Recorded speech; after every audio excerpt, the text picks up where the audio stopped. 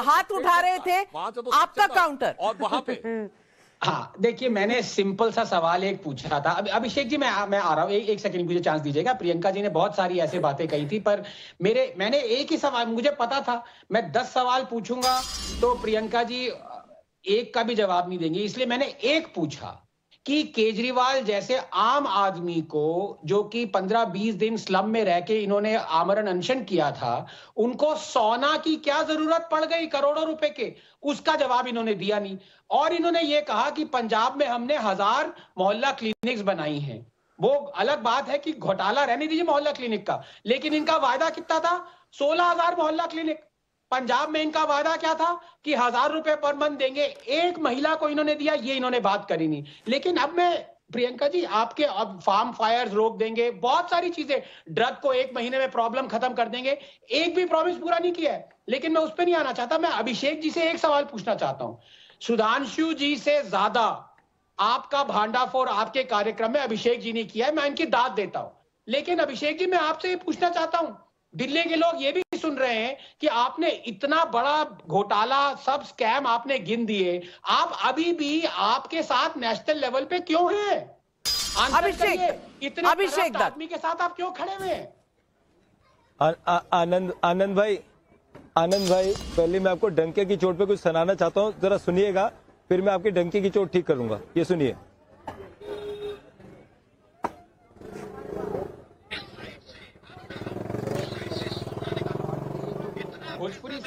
भोजपुरी गाना सुना रहे हैं,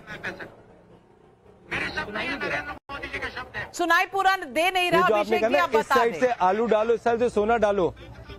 सुनिए मैडम, जो ये इन्होंने बोला ना, इस साइड से आलू डालो, इस साइड से सोना डालो, ये edited video Bharatiya Janata party का है और ये शब्द राहुल गांधी जी के नहीं थे, ये शब्द नरेंद्र मोदी जी के थे। तो पहला तो डंके की चोट पर झूठ बोलना छोड़िए आनंद भाई। ये वीडियो में आपको व्हाट्सएप, आप रुक जाइए, आप speak for himself, please allow him to speak and then you let me speak also, please allow me to speak, because if we start interrupting each other then it becomes like a difficult debate. जब इन्होंने बोला था, अब तो सुन लीजिए, चलो मैं आपको अपडेट करना चाहता हूँ, जो शब्द आपने यूज करे वो मोदी जी के शब्द थे, मैं आपकी जानकारी में बताना चाहता हूँ, मुझे पता है, आपको आइडिया बोल चुका हूँ। अब मुद्दे पे आ जाते हैं। एक मिनट मेरी बात सुनिए प्लीज, सुन लीजिए अभिषेक जी, मैं आपकी बहुत इज्जत करता हूँ। आनंद रंगनाथन, योर पॉइंट, आपका पॉइंट आ गया है। अभिषेक दत्त को बहुत से सवालों के जवाब देने हैं। ये इलेक्शन दिल्ली का इलेक्शन है। अभिषेक दत्त देखिए,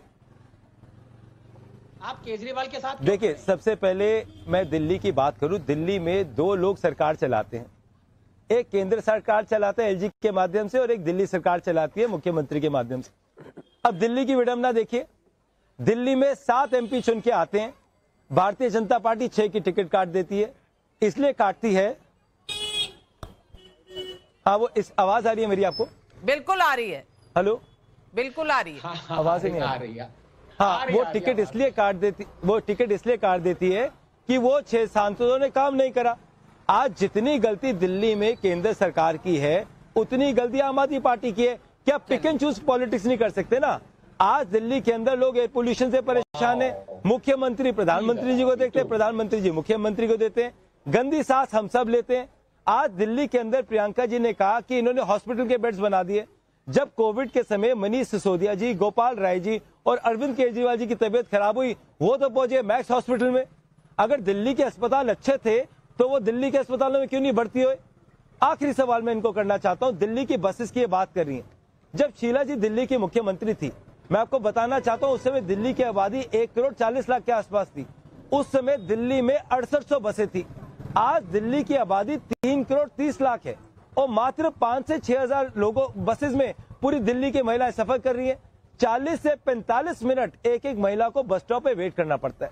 केजरीवाल जी ने कहा था कि भैया मुझे मुख्यमंत्री बना दो, मैं 15,000 बसेस खड़ा दूंगा और सपोर्ट देने वाली पार्टी कांग्रेस पार्टी ही थी। अभिषेक दत्त जी 2013 में जब आपने सरकार बनवाई थी अरविंद केजरीवाल की, तो बिल्कुल अकाउंटेबिलिटी से तो आप भी दूर नहीं रह सकते। लेकिन पब्लिक के कई सवाल आ रहे हैं। अतुल कुमार सोनी बिलासपुर छत्तीसगढ़ से पूछ रहे हैं, एक बार शीश महल के दरवाजे मीडिया और जनता के लिए खुलवा दें और बीजेपी का मुंह बंद करवा दें, ऐसा क्यों नहीं करती आतिशी जी और केजरीवाल जी? प्रियंका जी जवाब दीजिए। देखिए, जब अरविंद केजरीवाल जी ने वो घर छोड़ा था तो वो चाबियां सौंपी थी बीजेपी को ही। अब बीजेपी के पास ऐसा कुछ था ही नहीं दिखाने को, तभी ये सब हुआ। दूसरी चीज मैं कहती हूँ कि मीडिया हाउसेस को जरूरी दिखानी चाहिए वो गुफा जो प्रधानमंत्री मोदी ने अपने घर में बनवाई है, क्योंकि उनको जब पार्लियामेंट जाना होता है वो उस गुफा से जाते हैं 1.5 लाख का चश्मा पहन के, 10 लाख का सूट पहन के। तो वो घर के अंदर वो इतना प्रोटेक्टेड क्यों है? हम अंदर क्यों नहीं देख पा रहे? उसमें क्या हीरे? सुधांशु त्रिवेदी जी जवाब दीजिए, ये कौन सा गुफा है, कहाँ बनी है? ये कौन सी गुफा है? एक बात कहना चाहेंगे, पहले मैं एक फैक्ट बता दूं, ये लोग कितना झूठ बोलते हैं महिलाओं के बारे में। मैं याद दिला दूं, इन लोगों ने वादा किया था कि जो 70 विधानसभाएं होंगी, 70 के लिए 70 का अलग अलग एक वो निकलेगा घोषणा पत्र। अब बिल्कुल बताते हैं आप चाहते। अरे मैं याद दिलाना चाहता हूं महिलाओं को, दिल्ली की महिलाओं को बहुत ध्यान से सुनना चाहिए। इन्होंने कहा था कि कहीं भी नई शराब की दुकान तब तक नहीं खुलेगी जब तक उस क्षेत्र की 75% महिलाएं लिखित में नहीं देंगी। और मैं चुनौती से पूछता हूं, एक जगह दिखाइए, कितनी जगह? अरे आज की महिलाएं कह रही होंगी, भाई तू पैसा देने की बजाय दारू की दुकानें बंद करवा दे। ये 1000-2000 के चक्कर में हजारों का इलाज का खर्चा आएगा। कुछ साल के बाद किसी का लिवर खराब होगा, किसी की किडनी खराब होगी, और जाने क्या क्या घर होगा, जिसके लिए कहा गया ना, हजारों घर हैं डूबे बोतलों के बंद पानी में।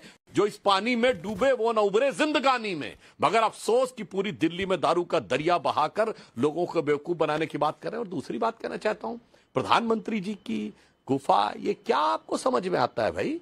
मैं बताना चाहता हूं, अंडरग्राउंड। आपको पता दुनिया का सबसे शक्तिशाली देश कौन है? अमेरिका। कभी आप वहां गई हैं? वहां के ऊपर जो नीचे यूएस कांग्रेस में और जो उनके सेक्रेटेरिएट से अंडरग्राउंड जाते हैं, और वो इसलिए है कि आने जाने का खर्चा भी बचेगा, सिक्योरिटी का खर्चा भी बचेगा, बीच में ट्रैफिक से किसी को समस्या भी नहीं होगी, आना जाना भी सुगम रहेगा। और ये दुनिया के सब बड़े देशों में है। मगर अफसोस क्या बताएं, जो सबसे पढ़ा लिखा नेता होने का दावा करता है उसी को नहीं पता। इसीलिए प्रियंका जी अभी अनाप चलने लगते थे, अब मुझे इस रूप से वोट मिलेगा। 2019 का चुनाव आते आते राहुल गांधी जी ने अपना विचार बदला, जनेऊधारी हिंदू हो गए, पुष्कर में आकर अपनी जाति और गोत्र बताने लगे। आम आदमी पार्टी ने अपना स्टाइल बदला, इन्होंने मफलर छोड़ा, टोपी छोड़ी। अब आइए 2024 का चुनाव आते आते आम आदमी पार्टी एकदम पलट गई। इनका तो पलटाव दिखाई पड़ता है। कांग्रेस भी बिल्कुल पलट गई। और देखिए दोनों राहुल गांधी जी अब ईश्वर के नाम की शपथ भी नहीं लेते।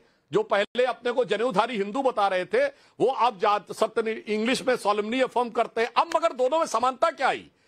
वही कांग्रेस पार्टी जो किसी जमाने में सिर्फ पीएम का चेहरा आगे रखती थी और पीछे से सुपर पीएम चलाता था, आज इनके ऊपर संगति का ऐसा दोष आया है कि सीएम का चेहरा आगे है और पीछे से सुपर सीएम चलाता है। मुझे लगता है राजनीति में आम आदमी पार्टी को की पहली सत्ता कांग्रेस ने इनको सत्ता की पालकी ढोकर सत्ता की दहलीज पार कराई थी, और उसके बाद से कांग्रेस का ऐसा प्रभाव आया है कि जिस चीज के लिए कांग्रेस की आलोचना करते थे वही आज इनकी हमसाया हो गई। तो मुझे लगता है कि आप मान लो कांग्रेस आम आदमी पार्टी से कह रही है कि रफ्ता रफ्ता वो मेरी हस्ती का साया हो गए, तो पूरी हस्ती इनके ऊपर दिखाई पड़ी। लेकिन सुधांशु त्रिवेदी जी, रमेश भिदुड़ी के बयानों को आप क्या सही मानते हैं? क्या उनका टिकट विड्रॉ नहीं होना चाहिए इस तरह के जिस तरह के बयान उन्होंने दिए? देखिए, रमेश भिदुड़ी जी का बयान सर्वथा अनुचित है और ये बहुत दुर्भाग्यपूर्ण है, और इसके लिए उन्होंने खेद भी व्यक्त